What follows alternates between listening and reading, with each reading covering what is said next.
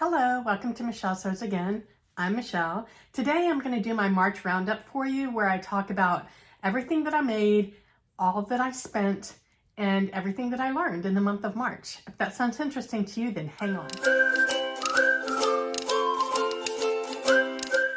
Okay, so I'm going to start with the things that I made. And I traveled a lot in March. I've already mentioned this before. And so I didn't sew as much as I usually do in a month, but I did make 3 things. And I feel like for as much as I was traveling, that's pretty good. So the first thing that I made was my collaboration with Stephanie from Stephanie Farrell Focus. This was such a fun collaboration. I am certain that you're all already following Stephanie. But if you're not, you should definitely go check out her channel. I will link it below. She is just so much fun, and she's like sitting down and it's like sitting down and talking with a friend about sewing when you watch her channel. She's got a gorgeous sewing room. It's like very calming, the color scheme that she has going on. Anyway, so we had decided to do a collaboration together, and we chose a pattern that could be made in either knit or woven, because Stephanie likes to sew a lot of knits. I prefer to sew woven, and we thought that'd be a great thing to show how a garment can look that in this pattern that we chose was written so that it could be made in either type of fabric. And we wanted to show how different or not different the outcome is. So Stephanie used knit fabric, I used woven fabric, and we made the Laura cocoon dress from Rebecca Page Patterns. I will link the pattern in the description box below. But this is just a really super simple pattern. And I will link to my video up here, and I will link to Stephanie's video in the description box, so you can go and check those out. I dyed mine. I made it in a white 100% cotton sheeting, and I dyed it with my ice dye materials so that it would match one of the hats that I got from Mari Sews. She started her own handcrafted leather goods company, and she called it Inspired Leather. And I got one of her first hats that she made. I now have 2, but I made this dress to go with the one that is an ombre from turquoise to brown, and the outfit looks, the dress and the hat look perfect together. So that was the first thing that I made. The second thing that I made was my So Frugal 22 play suit. And very disappointingly, it didn't fit. It fit over the waist and the hips, but not the bust area.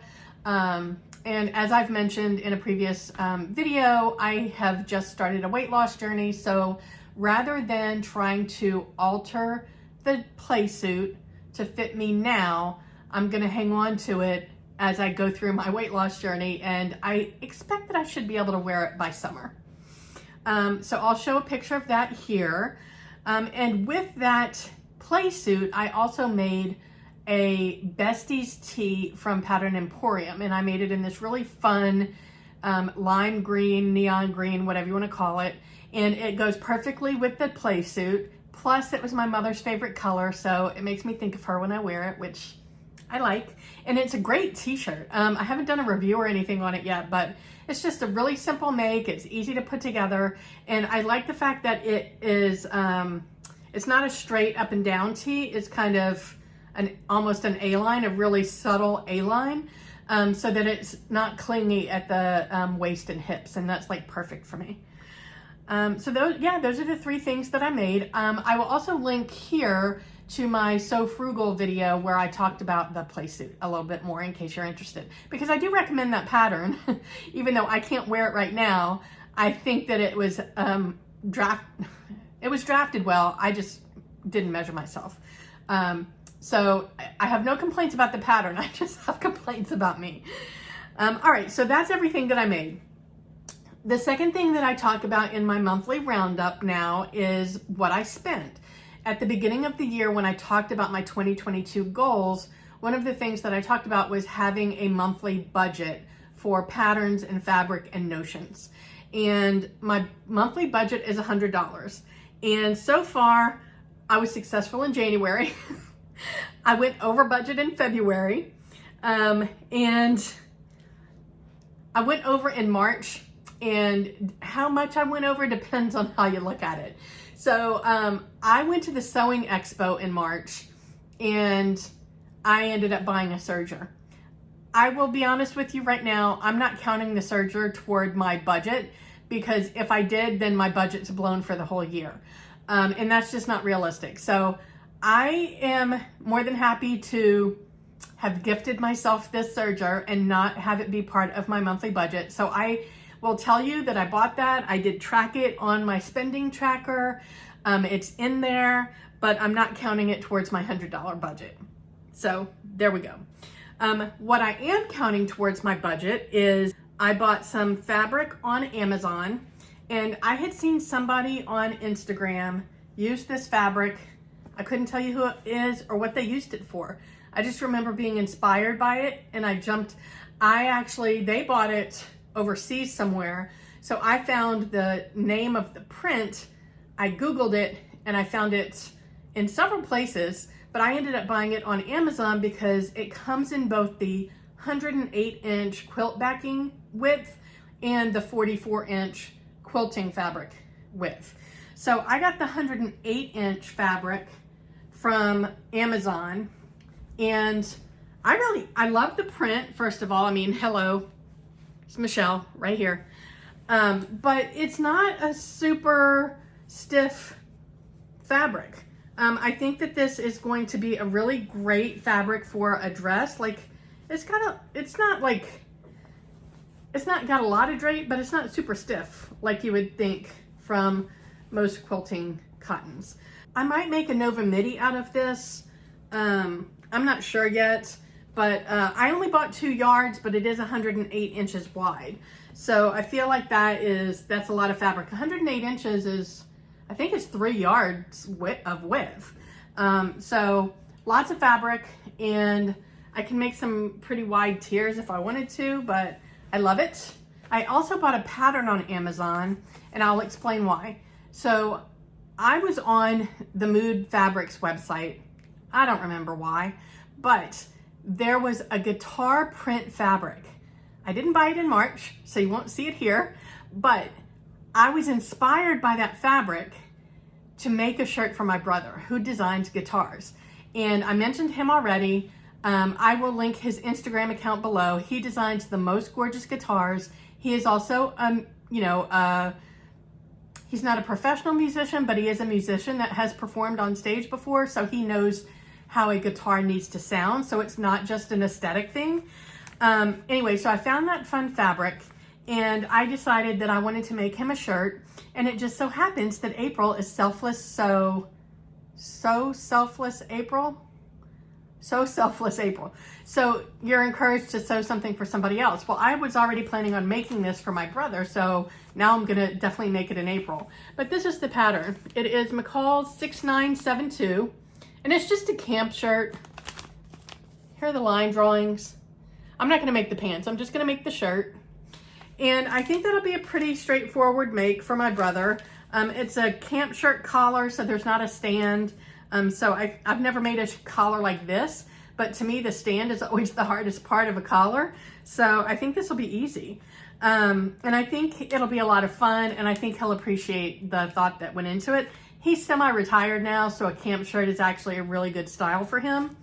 So yeah, I'm excited about that. So I bought that pattern. If you recall, I had an accidental fabric purchase in March when I went to Joann's to buy the zipper for my So Frugal play suit. I also ended up buying a couple of pieces of fabric. One of them is my yellow paint splatter fabric for the t-shirt dress. I made a seamwork Lido t-shirt dress, and I'll post a picture of that here. And the other one was this fun striped, it's a watercolor striped fabric. It's a double brush poly. And I'm gonna make another one of those Lido t-shirt dresses out of this because I love that pattern. It's like a perfect casual pattern to throw on. I can wear it during the day while I'm working. I throw sneakers on with it on the weekend when I wanna go out. I love that t-shirt dress. So I think this will be another really pretty fabric for that. I want the stripes to go this way. I think that the way that the fabric is where the selvage and fold are, it goes this way, but I'm hoping I'll be able to get it cut out to go this way. We'll see. And then the last thing that I bought in March was Itch to Stitch had a sale going on, and I have never bought any Itch to Stitch patterns, but I hear so much about them on YouTube and Instagram that I decided I wanted to buy some patterns. So I did buy 3 patterns and I spent $30. So my total for the month of March, excluding the Serger, was $130. I paid $26 for the wave fabric. I paid $11 for the McCall's pattern. I paid $63 for the Joann's fabric and the zipper. And then I paid $30 for the Itch to Stitch patterns. So I went over budget by $30. Yes, I went over for the second month in a row. I will tell you though, although I'm going over budget, I don't feel bad about it because I have definitely scaled back my monthly spending in a big way. And it's because I have this budget. So even though I might be, going over budget a little bit, I feel really good about the progress that I've made and the amount of money that I'm spending on a monthly basis. It's really making me think really hard about the fabrics that I'm buying. The patterns the patterns that I bought from Itch to Stitch, I feel like they're all a little bit different than anything I have in my collection already. And I've passed a lot of patterns that I was excited about, but then I was like, I have something really similar to that. I don't need that one. Just because it's super popular on Instagram or YouTube, I don't need it. I have something really close. So I am definitely thinking harder about my purchases because I have this budget. So while some people might see it as a failure that I've gone over budget a couple months in a row, I don't. And it's my money, so that's what matters. Okay, so that is what I spent. And the last thing that I'm going to talk about is what I learned. Now, I actually learned quite a bit in the month of March because I went to the sewing expo. So I'm going to link my review or I think it was a Friday Sews where I talked about the sewing expo. I'll link that up here in case you're interested in a little bit more detail. But I went to the sewing expo in March with my sewing buddies. I went with Jen from Today in Jen's Sewing Room, Trish from Pinky's Farm, and Carmen from Carmen Salome. And we had the best time, and we met a new friend there. Her name is Marty, and she just recently launched her own YouTube channel, Sewing Nerd Confessions, I think is what she calls it. So I will link her channel below. I'll link them all below. Go check them all out. They're all fantastic ladies. But at the Sewing Expo, I took 6 classes. And I learned quite a bit from those classes. So I'm just going to give you highlights here. I'm not going to get into depth. But I was introduced to pattern adjusting via seam allowances. The class that I took was called It Seems to Fit. And it was taught by Lorraine Henry. And she is a fantastic teacher. If you ever have an opportunity to take a sewing class from her or a lecture class from her, I encourage you to do it because you will learn a lot. So she taught us, and she taught some of the techniques from this book, Fitting and Pattern Alteration. And this is the 3rd edition. Yeah, the 3rd edition. And so she said there are updates in this edition that weren't in the 1st and 2nd. So she does recommend the 3rd edition. And it's a really well illustrated book. It talks about fitting adjustments, the order that you make fitting adjustments, so I've got kind of an introduction to it. I have not implemented any of it yet, but I do know that this is where I can go when I need to do some alterations. The second thing that I learned was I took a Serger technique class. And we learned 8 different techniques. My teacher was Alicia Welcher, and another great teacher. I loved this class. She set us up with 8 different techniques, and we had the fabric, and then we have the instructions. And we got to actually do the practice work in the class. And now we have the samples that go with the technique. And the idea behind this is you start a notebook.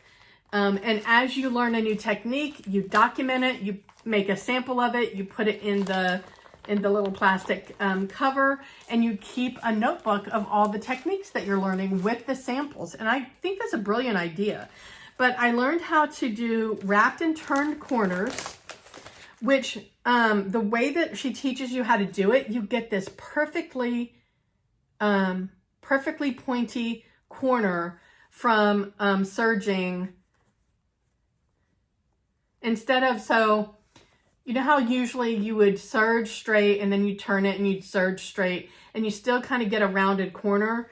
This one, you're serging, you serge one side and then you flip that side over and then you serge the other side. And it just gets you this perfectly pointed corner. The other thing that we learned how to do was how to serge in the round without having that like jaggedy pull off. And so that one was really cool. And I've actually used this technique several times since I learned it. We learned how to attach elastic for a waistband. We learned how to stabilize seams in knits and the differences between the different kind of stay tapes. We learned how to make a lettuce edge hem. We learned how to do an open placket. And we learned how to attach ribbing to a straight edge as well as to a curved edge. So those are the techniques that we learned in that class, and I thought that was a really great class. One of the other classes that we took was called the class was called Take a Walk on the Wild Side, and he taught us how to use different presser feet in different ways. He taught us how to use it for what it was intended for, but then he also taught us some out of the box type ideas. The one that really has stuck with me and that I've actually already used once is to use a pin tuck foot to install an invisible zipper. I did it for my play suit and it worked like a dream. Now, I haven't installed an invisible zipper for over 30 years or close to 30 years, so I don't remember what it's like to install it with the zipper foot attachment, but with the pin tuck foot attachment, it was a breeze. I definitely recommend it. If you're unfamiliar with the pin tuck foot, I have the Madame Sew's presser feet kit, and it has two different pin tuck foot attachments in it. One is a 5 pin tuck and one is a 9. I used the 5 pin tuck, and you place it so that your zipper teeth are going through one of the grooves, and then you move your needle so that it's just immediately on the other side of the zipper feet, regardless of which direction you're going. So you can move your needle, and that way the pin tuck foot holds the zipper teeth in place. I mean, it really is brilliant.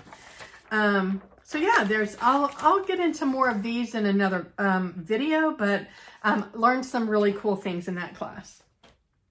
And then the last thing that I learned in the month of March isn't from one of my classes, it's from my own experience. So as I mentioned already, my So Frugal play suit did not fit me in the bust area. Now, I did read the measurements, both the body measurements and the finished garment measurements from the pattern. What I failed to do was to remeasure myself. So I was going off the notion that my bust size had not changed since the last time I measured it. So I hadn't measured my bust in several months, and in all honesty, I've gained some weight. So that measurement was very outdated, and I was going off of a bad assumption. So that's why the play suit didn't fit me. So what did I learn from that? I learned that I need to measure myself, if not before every garment, at least once a week. I am a person who, because of my metabolism or my body chemistry or genetics or whatever, I can gain weight faster than most people that I know. So yeah, That's something I got to be on the lookout for. So hopefully going forward, as I start this new weight loss journey, it'll be going in the opposite direction. So we'll see about that. But that's my roundup, guys. That's what I made. That's what I spent. That's what I learned. And if you want to see what my February roundup was, then check out this video here. And I will see you next time. Thanks for joining me. Bye.